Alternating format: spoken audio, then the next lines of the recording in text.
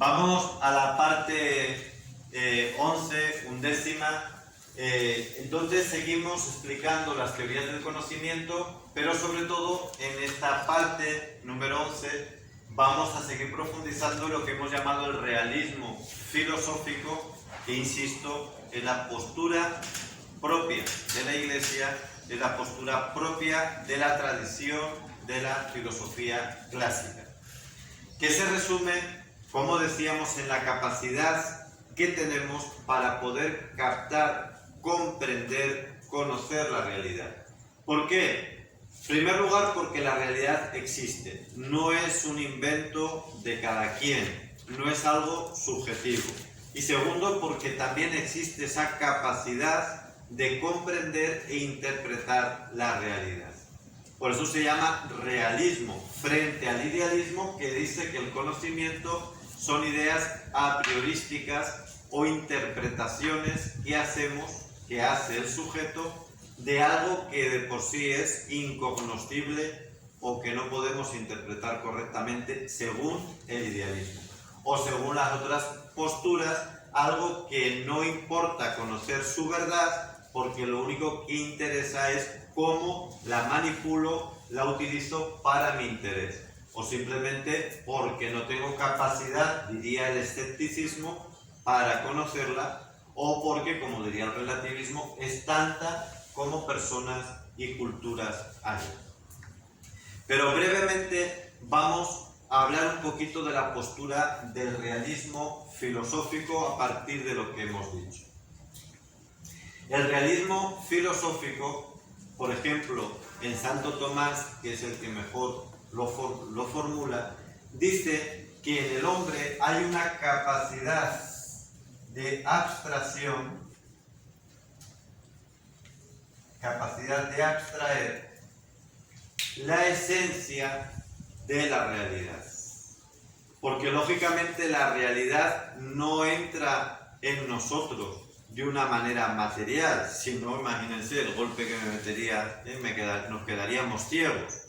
No entra tampoco de una manera tal cual, sino que entra interpretada por el sujeto o de alguna manera personalizada a través de la capacidad de abstracción, pero siempre a partir de la realidad, que es la que marca este proceso del conocimiento. No es a partir de lo que cada quien piense, sino de lo que me es dado.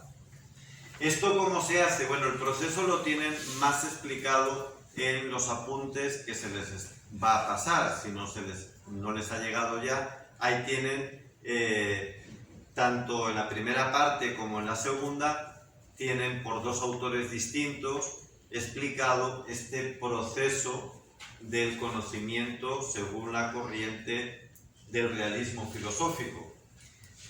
Pero bueno, fundamentalmente, como les digo, lo que más me interesa subrayar es esta capacidad de abstracción que todos tenemos y que surge a partir de la realidad, por lo que Santo Tomás llamaba, y Aristóteles, primero hay una especie sensible, así es como se la llama en la terminología clásica, que produce a su vez una especie intelectual, y a partir de ahí opera la capacidad de abstracción.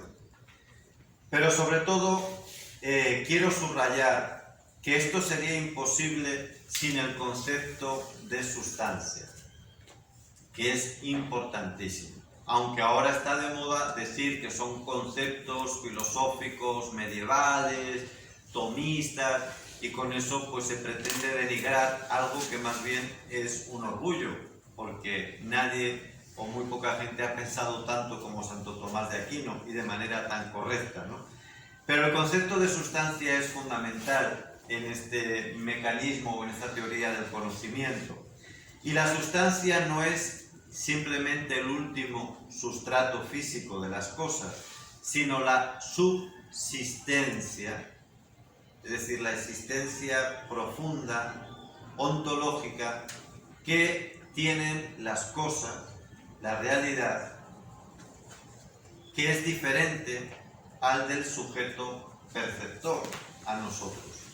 La sustancia, por lo tanto, es la base del realismo epistemológico, algo que idealistas alemanes, por ejemplo, como Kant o Rahner en el campo teológico, han olvidado. La inteligibilidad tampoco parte de la luz que el sujeto proyecta sobre las cosas, sino del hecho de que de las cosas se le hacen patentes en su ser. Uno es inteligente porque puede decir, ahí hay algo. Descartes, algunos lo recordarán del liceo, decía, cogito ergo sum. Esta es la frase famosa de Descartes, cogito ergo sum, es decir, pienso, luego existo. ¿Dónde está puesto ahí el acento? En el sujeto. Lo importante es la operación mental que yo hago. Lo correcto no es cogito ergo sum, sino sum ergo cogito. Ego sum, ego cogito. Res sum, ergo cogito. Es decir, las cosas son, res sum, las cosas existen, son, y por lo tanto yo pienso. Y de ahí, de esa iluminación de las cosas, es como llego a la configuración y a la abstracción de la esencia. Contando con que esa esencia que está ahí es algo que tiene unas dimensiones materiales, por ejemplo, en el caso de un bolígrafo, ¿esto se llama bolígrafo o boli? ¿O lápiz? Bolígrafo. Bolígrafo, ¿no?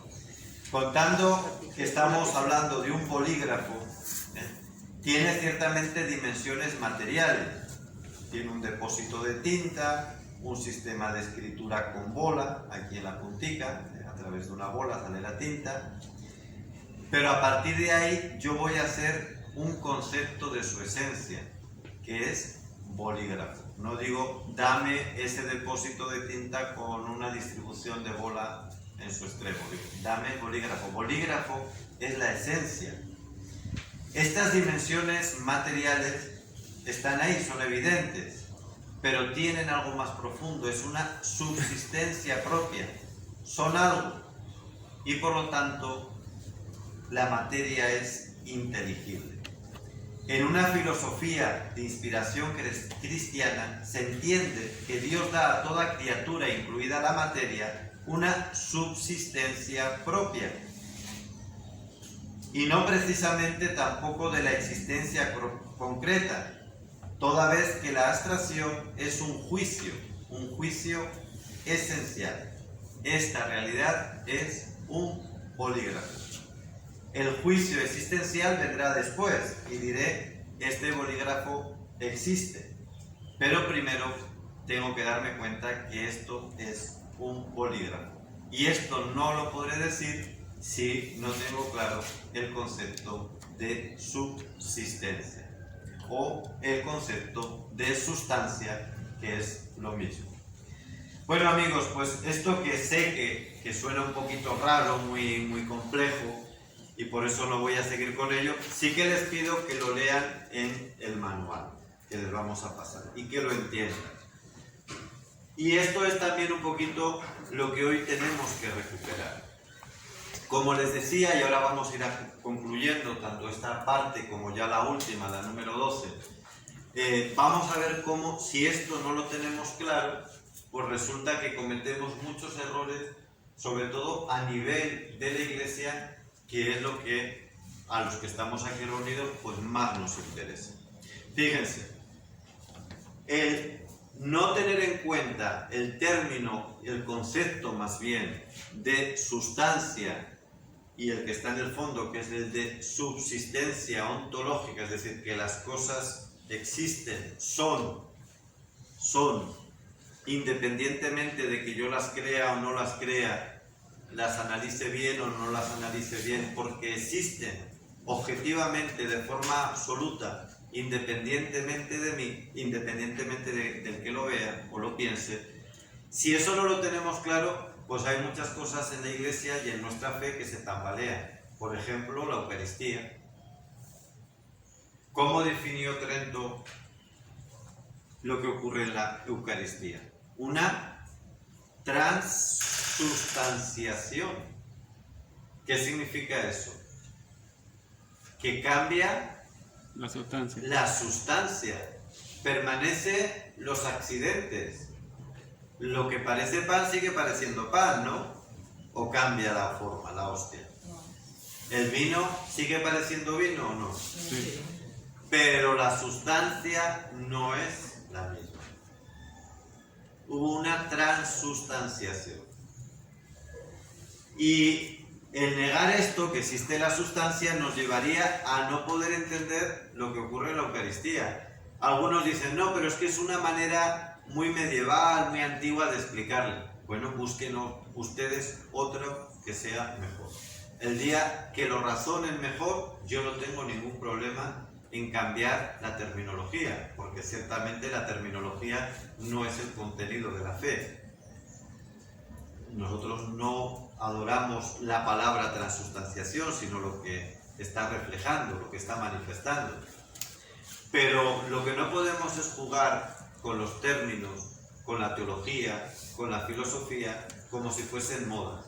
Y hoy pues se han impuesto estas tonterías de decir que conceptos como sustancia, como esencia, como el hilemorfismo, materia-forma, actopotencia, pues que son términos ya pasados porque pertenecen a Aristóteles, a Santo Tomás, como si el criterio de antigüedad fuese algo malo, cuando es al contrario, es algo que se ha demostrado en el tiempo que es una validez universal. Pero bueno, está esta moda y entonces mucha gente ya dice, no hablemos de transustanciación. Entonces, ¿de qué hablamos? ¿Cómo explicamos racionalmente? Porque de esto se trata en la teología, explicar racionalmente que eso sigue pareciendo pan y vino, pero que su sustancia ya no es la de pan y vino, sino que hay una realidad subsistente que existe en sí misma, que ya no es el pan y el vino. Si usted tiene otra manera, yo tranquilamente pues la acepto, si me la razona, por supuesto. Me la razona al menos de la manera tan buena, tan completa, como lo hizo Santo Tomás y otros teólogos, ¿no? Y así, amigos, en todas las demás cuestiones de la fe y de la Iglesia. Fíjense que esta semana, o estos días, yo he tenido una polémica con un teólogo venezolano, Rafael Luciani, un teólogo laico del ámbito del Boston College, que es una institución de los jesuitas, y también es perito en el CELA, porque bueno, él escribe muchas cosas y con muchos errores teológicos, fundamentalmente errores porque no tiene claro los conceptos filosóficos, y entonces juega mucho a una teoría del conocimiento que es más propia del utilitarismo o del relativismo que la teoría lógica del sentido común, la teoría en definitiva cristiana. Entre otras cosas, por no alargarme, pero ¿qué es el objeto sobre todo de la polémica última a la que les hago referencia, ¿no?